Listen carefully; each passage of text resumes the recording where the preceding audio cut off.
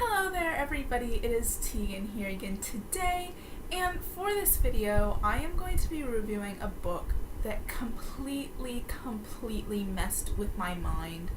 All of the hype was around this book about a year and a half ago when it came out, and I didn't pick up this book until about a month ago, and I just read it, and it was incredible.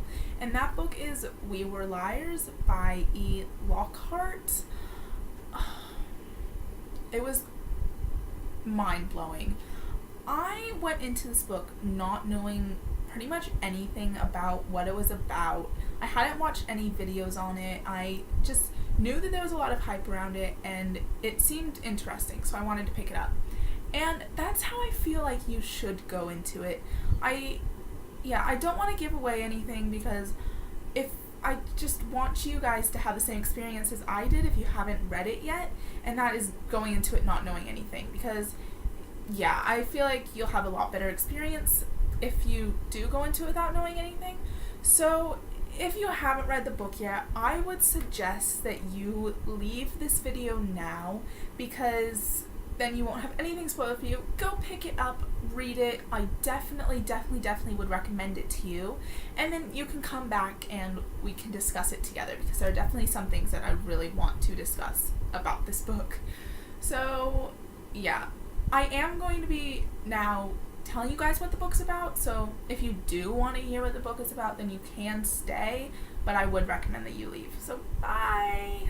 I couldn't even with this book. So this book follows a girl named Cadence who goes to this island every summer, and her family owns this island, and they're called the Sinclairs, so their last name's the Sinclairs, and every single summer they all come over and they have the summer at this island. So it's Cadence and her three best friends, Johnny, Mirren, and Gat, and they're just her best friends, and they're who are always there at this summer when she goes.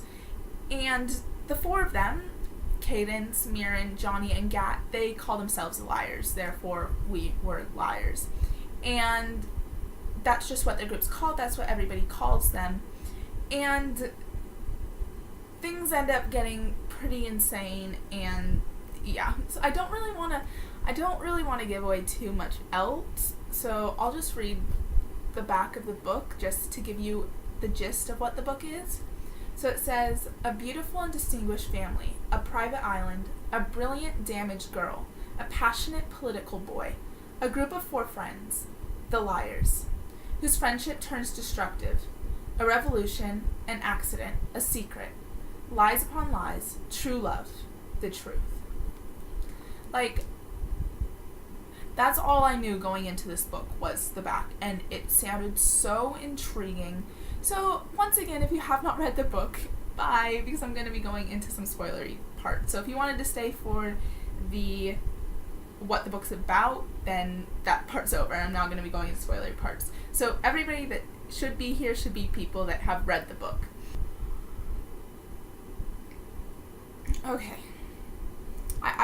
I can get through this review without having my mind completely disturbed again.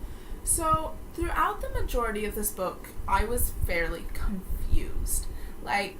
Everything was told through a point of view, because it was all told through Cadence's point of view.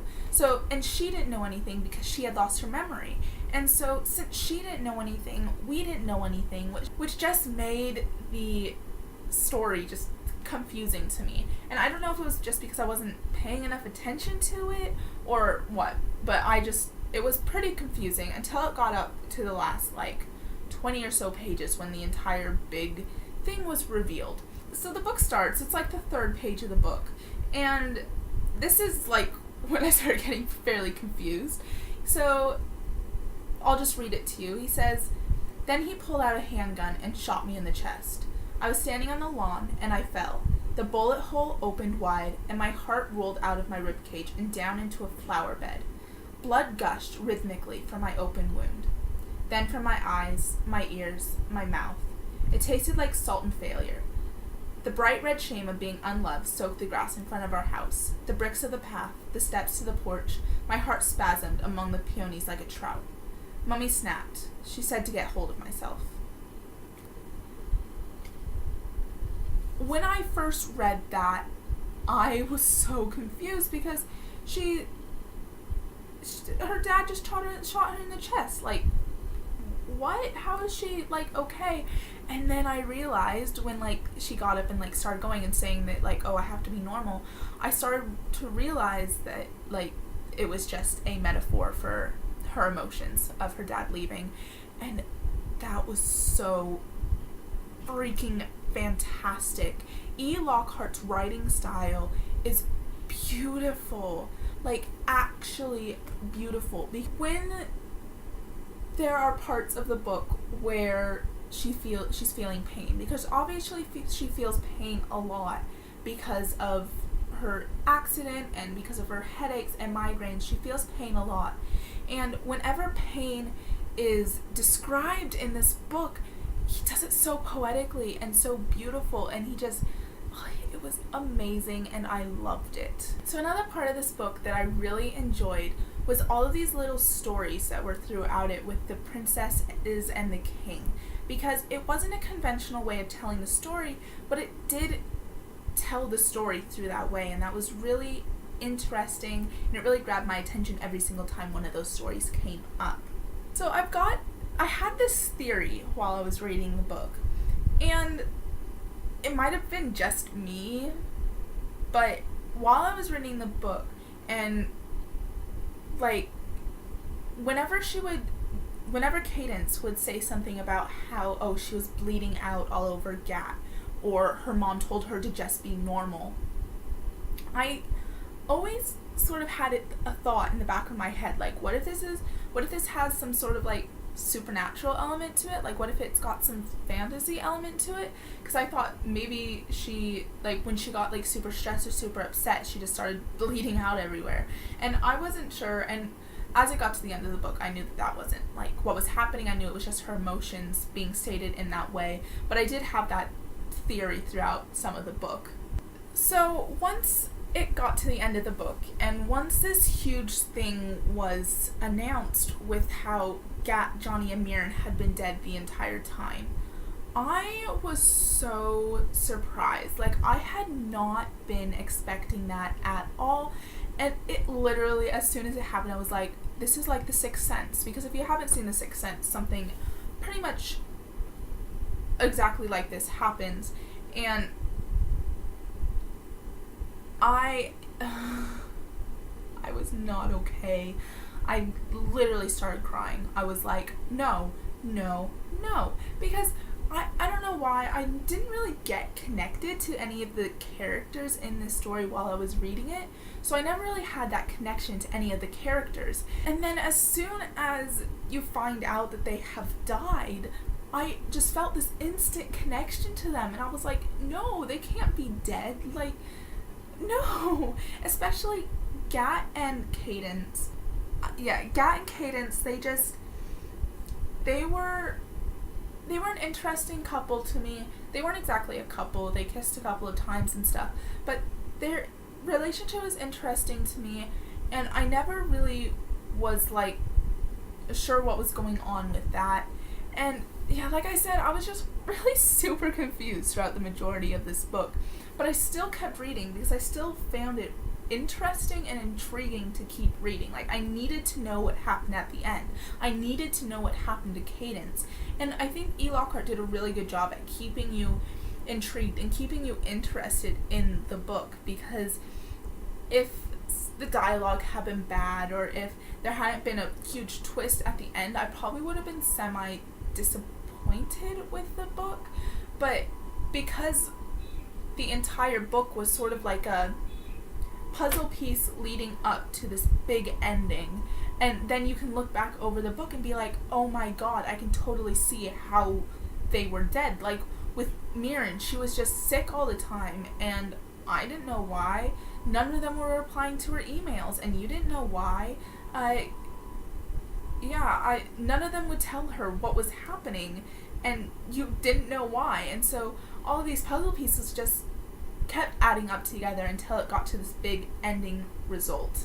The grandfather, I did not like the grandfather from the very beginning. I just did not like this grandfather because he was so awful. I just didn't like him. I did like Gat though. Gat I really enjoyed.